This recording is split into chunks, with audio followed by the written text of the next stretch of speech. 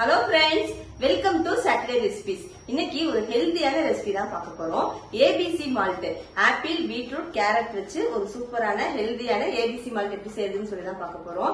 இது வந்து நிறைய பேர் செய்யறது கஷ்டம் அப்படின்னு சொல்லிட்டு ஆன்லைன்ல ஆர்டர் பண்ணி தான் வாங்குறீங்க. நம்ம வீட்லயே ஈஸியான மெத்தட்ல எப்படி பண்ணலாம் அப்படின்னு தான் சொல்ல போறேன். கொஞ்சமான குவான்டிட்டி வச்சு செஞ்சோம் அப்படின்னா வீட்லயே ஈஸியா செஞ்சிடலாம். வீக்லி ஒன்ஸ் நம்ம செஞ்சு யூஸ் பண்ணிக்கலாம். ஃப்ரெஷ்ஷாவும் இருக்கும். டெய்லி இந்த ஏபிசி மால்ட் வந்து பால்ல போட்டு மிக்ஸ் பண்ணி கொடுத்தீங்க, குழந்தைகள் கொடுத்தீங்கன்னா ரொம்ப ஹெல்தியான ஒரு ட்ரிங்க். இது வந்து நீங்களுமே சாப்பிடலாம், குழந்தைங்க மட்டும் கிடையாது, வீட்டுல இருக்க எல்லாருமே சாப்பிடலாம். அவ்வளவு ஹெல்தியான ஏபிசி மால்ட் எப்படி செய்யறதுன்னு சொல்லி பாக்குறதுக்கு முன்னாடி நம்மளோட சாட்டர்டே ரெசிபிஸ் சேனலை சப்ஸ்கிரைப் பண்ணாங்க, சப்ஸ்கிரைப் பண்ணிக்கோங்க. நம்ம வீடியோஸ் எல்லாம் லைக் பண்ணுங்க, ஷேர் பண்ணுங்க. இன்ஸ்டாகிராம் பேஜ் சாட்டர்டே ரெசிபிஸ் இருக்கு, அதையும் ஃபாலோ பண்ணிக்கோங்க. இப்போ நம்ம ஹெல்தியான ஏபிசி மால்ட் எப்படி செய்யறதுன்னு சொல்லி பார்க்கலாமா? ஏபிசி மால்ட் செய்கிறதுக்கு தேவையான பொருட்கள் டிஸ்கிரிப்ஷன் பாக்ஸில் கொடுத்துருக்கேன், நோட் பண்ணிக்கோங்க. நான் கொடுத்துருக்கிற மெஷர்மெண்ட்டில் நீங்கள் எல்லாமே வாங்கி ரெடி பண்ணுங்கள். அப்போ தான் கரெக்டான கன்சிஸ்டன்சியில் வந்து ஏபிசி மால்ட் இருக்கும். ஏபிசி மால்ட் செய்கிறதுக்கு முக்கியமான பொருளே ஆப்பிள், பீட்ரூட், கேரட் எல்லாமே சேம் குவான்டிட்டியில் எடுத்துக்கோங்க. நான் வந்து இன்றைக்கி 200 gram apple, 200 gram beetroot, 200 gram carrot வந்து எடுத்திருக்கேன். இப்போ ஆப்பிள், பீட்ரூட், கேரட்டில் இருக்கிற தோல் எல்லாத்தையுமே பீல் பண்ணி எடுத்துக்கோங்க. பீட்ரூட்டோட தோல்லாம் ஹார்டாக இருக்கும், அதனால் பார்த்து பொறுமையாக அதை வந்து பீல் பண்ணி எடுத்துக்கோங்க. நல்லா ஃப்ரெஷ்ஷான ஆப்பிள், பீட்ரூட், கேரட்டாக வாங்கிக்கோங்க. அப்போ தான் மால்ட் வந்து நல்லா நம்மளுக்கும் ஃப்ரெஷ்ஷாக இருக்கும் பவுட்ரு பண்ணும்போது. இந்த மாதிரி எல்லாத்தையும் பீல் பண்ணி எடுத்ததுக்கப்புறம் இதை வாஷ் பண்ணிவிட்டு பொடியாக கட் பண்ணி எடுத்துக்கலாம். ஆப்பிள் வந்து ரொம்ப பொடியாக கட் பண்ணணும்னு தேவையில்லை, ஏன்னா ஆப்பிள் வந்து நம்ம அரைக்கும்போது சீக்கிரமாக அரைப்பட்டுரும். அதனால் ஓரளவுக்கு நீங்கள் வந்து கட் பண்ணி எடுத்துக்கோங்க. பீட்ரூட், கேரட் வந்து நல்லா பொடியாக கட் பண்ணிக்கோங்க. உங்களுக்கு கட் பண்ணுறதுக்கு சிரமமாக இருக்குன்னா இதை வந்து நீங்கள் நல்லா துருவி எடுத்துக்கோங்க, அப்போ அரைக்கிறதுக்கு ஈஸியாக இருக்கும். நான் வந்து இன்றைக்கி நல்லா பொடியாக கட் பண்ணி எடுத்துட்டேன். இந்த மாதிரி எல்லாத்தையும் கட் பண்ணி எடுத்ததுக்கப்புறம் இதை வந்து நம்ம நல்லா திக் பேஸ்ட்டாக அரைச்சி எடுத்துடலாம். ஒரு மிக்ஸி ஜாரில் கட் பண்ணி வச்சுருக்கிற ஆப்பிள், பீட்ரூட், கேரட் எல்லாத்தையுமே ஆட் பண்ணிக்கோங்க. இது கூட தண்ணி எதுவுமே சேர்க்காமல் நல்லா நைஸாக அரைச்சி எடுக்கணும். பீட்ரூட், ஆப்பிள் எல்லாமே நல்லா அரைப்பட்டணும், அதனால் நைஸாக அரைச்சி எடுத்துக்கோங்க. உங்கள் மிக்ஸி ஜார் வீட்டில் சரியாக அரைப்படாது அப்படின்னா நீங்கள் துருவி எடுத்து அரைச்சிக்கோங்க, அப்போ வந்து இந்த மாதிரி நைஸாக இருக்கும். இப்போ இதை தனியாக நம்ம எடுத்து வச்சிடலாம். அடுத்து 50 கிராம் முந்திரி, 50 கிராம் பாதாம், 50 கிராம் வால்நட், 50 கிராம் பிஸ்தா எடுத்திருக்கேன். இந்த நட்ஸ் எல்லாத்தையுமே கடாயில் நல்லா பொறுமையாக வறுத்து எடுத்துக்கலாம். அடுப்பை சிம்மில் வச்சு இது எல்லாத்தையுமே வறுத்து எடுத்துக்கோங்க.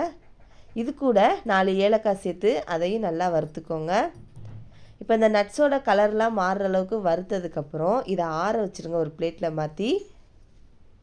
முந்திரி, பாதாம், வால்நட், பிஸ்தா சேர்த்துருக்கேன். உங்களுக்கு எந்த நட்ஸ் வேணுமோ நீங்கள் சேர்த்துக்கோங்க. வெறும் முந்திரி, பாதாம், ஏலக்காய் மட்டும் சேர்த்து பவுட்ரு பண்ணினாலும் நீங்கள் அரைச்சிக்கலாம். இப்போ இதெல்லாம் நல்லா ஆறுனதுக்கப்புறம் இதை ஒரு மிக்ஸி ஜாருக்கு மாற்றிட்டு இதையும் நல்லா நைஸாக அரைச்சி தனியாக எடுத்து வச்சிடலாம்.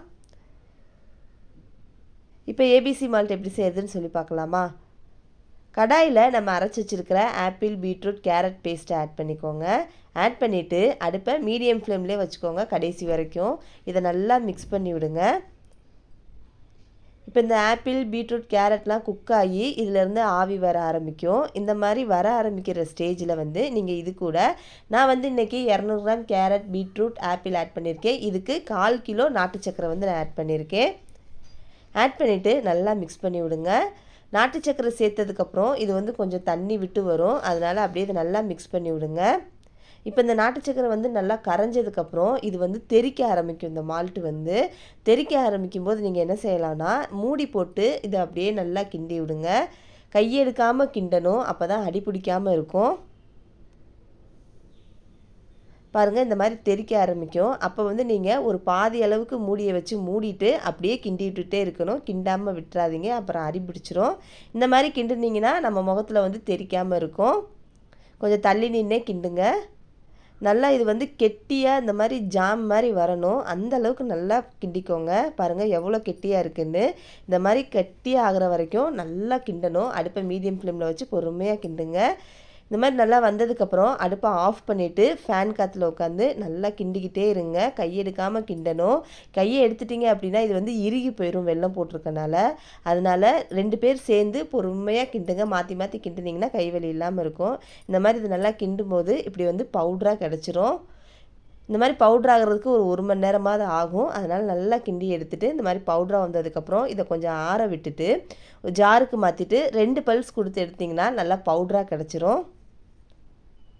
அவ்வளோதான், டேஸ்டியான ஹெல்த்தியான ஏபிசி மால்ட் வந்து ரெடி. ரொம்ப ஈஸியாக செஞ்சிடலாம். கிண்டும் போது மட்டும் வீட்டில் இன்னொரு ஆள் யாராவது சேர்த்துக்கோங்க. சேர்த்துட்டு கிண்டினீங்கன்னா கை வலிக்காமல் நீங்கள் ஈஸியாக கிண்டி எடுத்துடலாம். ரொம்ப ஈஸியான ஒரு ரெசிபி தான். இதை அப்படியே நீங்கள் ஒரு கண்டெய்னரில் போட்டு ஸ்டோர் பண்ணி வச்சு டெய்லி யூஸ் பண்ணிக்கலாம். குழந்தைங்க பெரியவங்க எல்லாருமே குடிக்கலாம். ரொம்ப ஹெல்த்தியான ஒரு ட்ரிங்க்கு. இதை எப்படி நம்ம பாலில் கலந்து குடிக்கலாம்னு நான் சொல்கிறேன். பால் வந்து நல்லா காய்ச்சி எடுத்துக்கோங்க.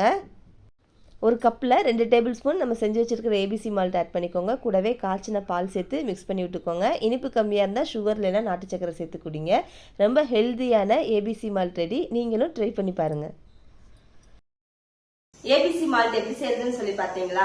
ரொம்ப ஈஸியான மெத்தடு. கொஞ்சமான குவாண்டிட்டி வச்சு நான் சொன்ன மாதிரி ப்ரிப்பேர் பண்ணுங்க. அது வந்து தெரிக்கும் போது நீங்க மூடி போட்டு நல்லா கிண்டி விடுங்க. அடுப்புல வந்து மீடியம் ஃப்ளேம்ல வச்சு பொறுமையா நீங்க நல்லா கிண்டி விட்டு நம்ம செஞ்சோம்னாலே நல்லா உதிரியான பவுடரா வந்து கிடைச்சிரும். நீங்களும் இந்த ரெசிபி ட்ரை பண்ணிட்டு எப்படி இருந்துச்சு எனக்கு கமெண்ட்ல சொல்லுங்க. இந்த வீடியோ பிடிச்சிருந்துச்சுன்னா லைக் பண்ணுங்க, ஷேர் பண்ணுங்க. நம்ம சாட்டர்டே ரெசிபி சேனல் சப்ஸ்கிரைப் பண்ணிக்கோங்க. இன்ஸ்டா பேஜ் ஃபாலோ பண்ணிக்கோங்க. நாளைக்கு வேற ஒரு நியூ ரெசிபிஸ் உங்களை பாக்குறேன். தேங்க்ஸ் ஃபார் வாட்சிங்.